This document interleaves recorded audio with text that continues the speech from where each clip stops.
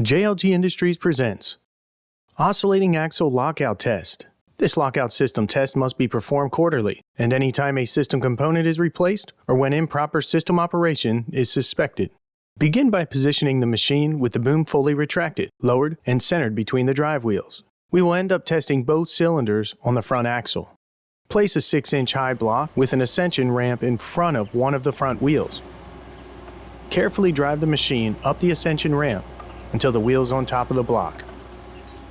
Activate the swing control lever and position the boom over the same side of the machine as the wheel on the block.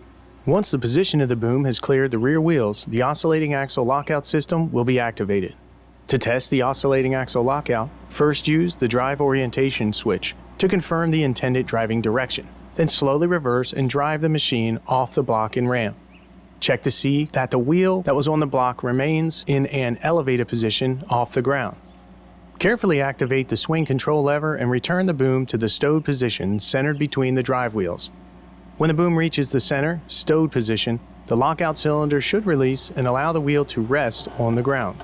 Repeat the process to test the cylinder opposite the cylinder just tested. If either of the lockout cylinders do not function properly, tag out the machine and have a qualified personnel correct the malfunction before any further operation.